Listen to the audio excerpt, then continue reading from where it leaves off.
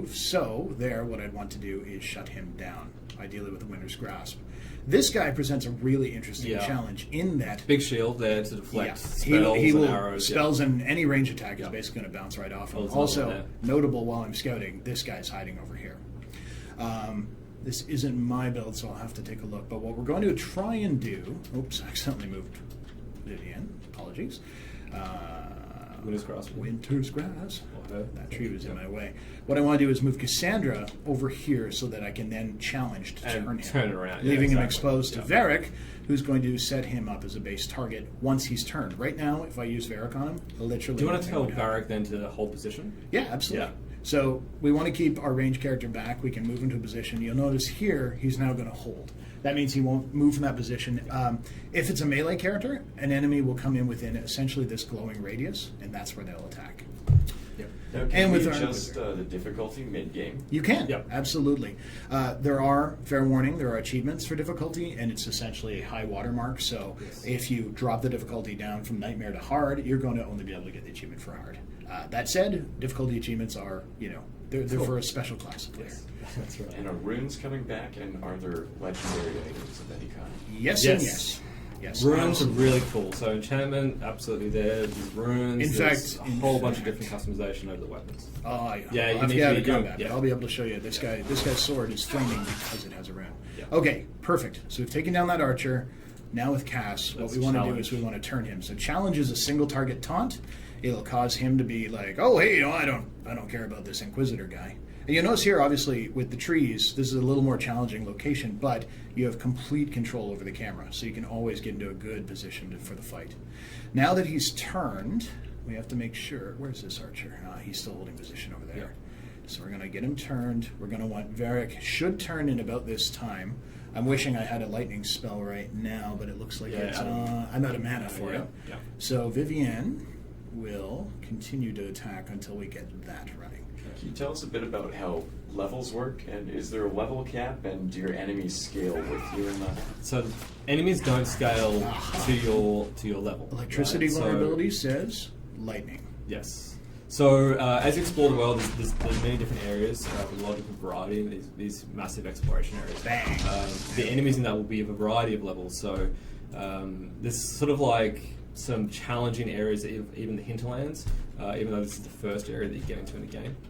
But yeah, the enemies in these areas don't auto-scale to your level. The main plots are a little bit different. Right. Yeah. The plots have a scale within a range, and when you access them, again, via the war table, you start them like a big operation. They'll say recommended level, say 11 to 14 or something along those lines. Now this guy, I think, may be withdrawing right now. There we go. By sitting him down on his back as well, we've made it... Oh, he's burning and shocked. So he's actually taking damage over time. So can you hit him with a mighty blow? Let's see if I have it available. Oh, hey, I do. So shocked, I can detonate. Yeah. It's like a cross-class combat. So we'll let the mighty blow go off. Oh, it's wide open. Yeah. There we go. No longer shocked. Took the big damage from that. Still on fire. Perfect. So what are you saying about this? Are you able to show us a little bit of crafting and how that works, and maybe the inventory system? We can show some inventory stuff. But I can show a bit of stuff around potions. That's probably that we can do pretty easily. Well, I mean, the base camp was further back, and you can just travel to it. I guess. Yeah, we can quick travel to it. That's part of that. So archers have a behavior. You'll just notice he just executed where when they're under threat, they will try to fall back. Yeah, and it's interesting because they'll try and fall back behind some of those guys with big shields too. Yeah, yes, they will, absolutely. Now, what you can't fall back from is being sat down. Nobody's fallen back from that. We'll do another challenge. You'll notice when I do a challenge and it executes that Cassandra is going to build up guard as part of that. Taunting and other activities are kind so of that guard, focused. that was that little silver thing that went over there. That's exactly it. So that's some more health for her ablative. Yeah. And, hey. There's a little quest there. And there's some logging stuff there too. These renegades sully the name of the temple. Alright, so we've got a ton of questions. I think we'll move into Q&A. I will go look at crafting and we can answer some questions here. Okay. Logging stands are part of the crafting system, Yeah, go ahead, ask away. Okay, so how easy is the easiest setting? The casual setting?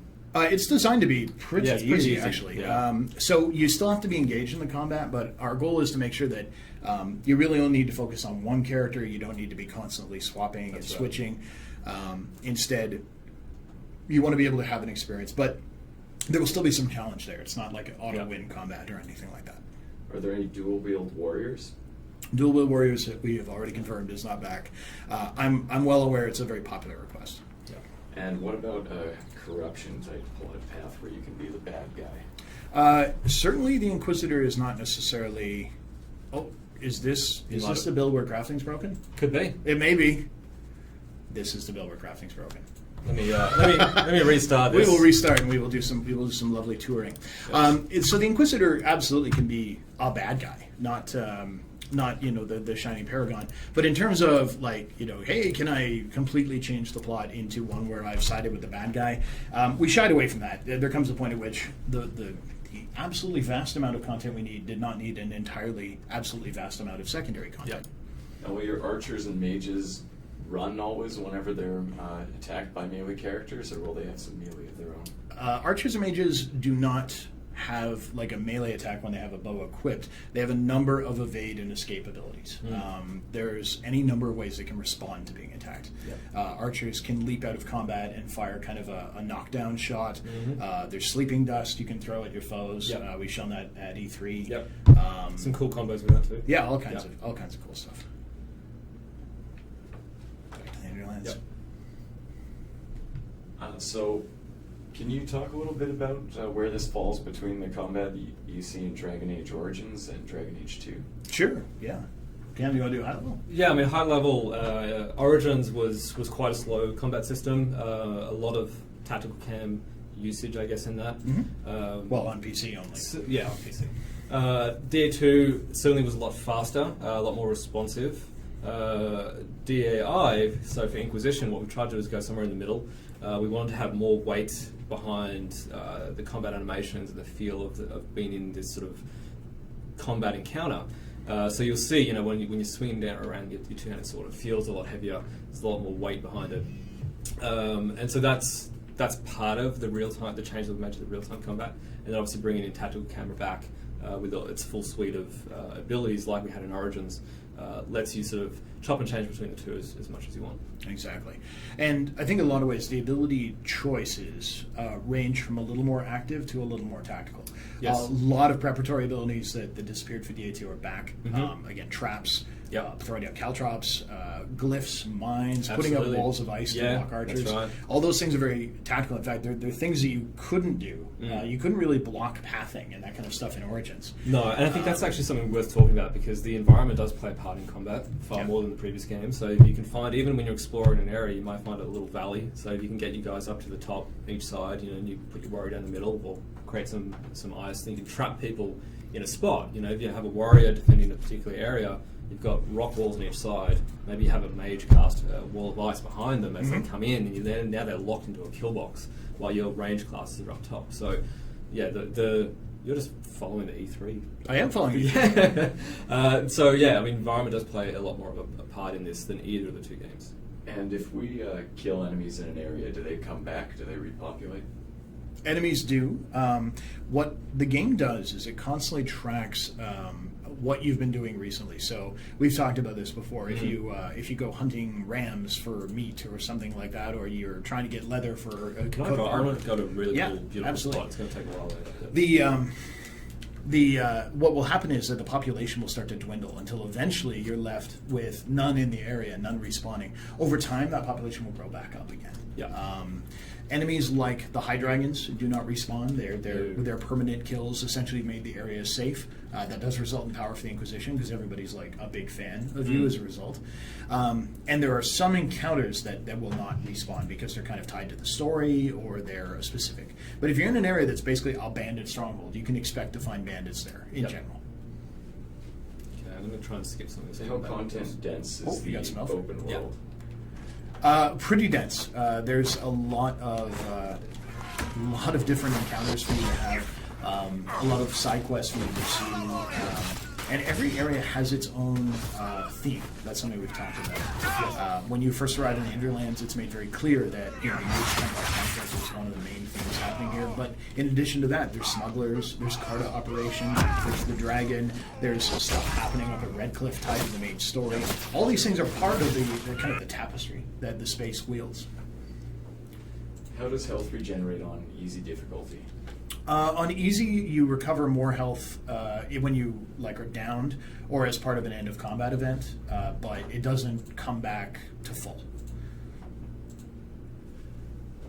And how will we know how our companion relationships are going? Is there any kind of thing that tells us how much they like us? We don't have a bar or a numbers system. Because we wanted to get away from it feeling too gamey. Instead, we've baked that into the character themselves.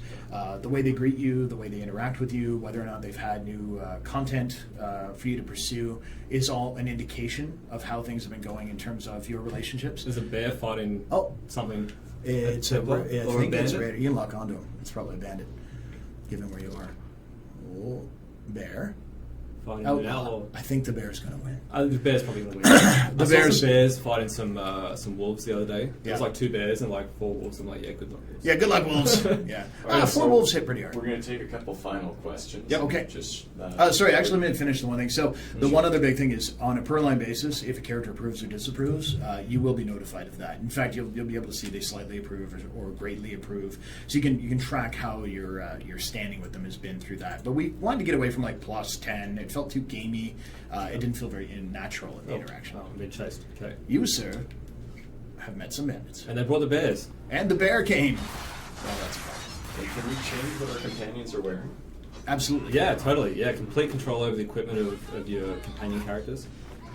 So it's armor, the Hats. weapons, hats, Vitar, the whole yeah. thing. So it'll still try and keep a relative feel for that character without completely changing. So you don't want to have, say, Cassandra walk around in this big clunky round suit of armor. Yeah. You still want her to look like Cassandra, but it definitely does change her look substantially. And Though is this- it is notable, there are some classes of armor, like if you get Templar armor and put it on Cassandra, it will look like Templar armor. Yes. So there are some that are kind of like almost heraldry armor is a way to think of them. And is it just turn-based combat, or is there active combat? This is what we're looking at right now. This is Yep. all played in real time. Yep. Yeah. So you can play turn-based if you go tactical, but in real time you can absolutely issue your orders and proceed from there. And of course, the co-op mode in multiplayer is played all in real time. There is no tactical camera for that. Come back. Oh, you may have to use a bow Yes. to hunt, sir. So yeah, I mean, killing these little creatures, that can give you crafting materials as well, like furs and leathers and stuff like that. So And a hollowness inside. yes. Yeah. Okay, and Who needs a bow when you've got a... Anyway, sorry. after Cameron has killed the poor innocent woodland creatures, I Yeah. think we'll end on that note. Yeah, I think so. Well, hopefully this has been, you guys have seen some interesting stuff today. The character creator we know is near and dear to everyone's heart, so it's been good to be able to show that off. Absolutely. Yeah. Thanks again for tuning in, guys. Really appreciate it. My understanding is, I think this will be archived, Connell. I believe this is archived. Yeah. So we're gonna have this available, so you can tell your friends if they want to take a look. Listen to Cameron and I ramble for a while. Yes. Here's something we'd love is some feedback on this. If you guys enjoyed this, you want us to do some more Twitch streams. Hey, we're pretty open to it. Yep. It's been fun, and actually we've done the setup now. Yes. So if you want to look at Cam's office, here we go. Yeah. And on top of that as well, if you have any questions, further stuff on what you've seen, you can find us on Twitter. You can find that kind of stuff. Yeah. We'll try and answer them to the best of our abilities. Absolutely. All right, thanks, guys. All right. Thanks for checking us out.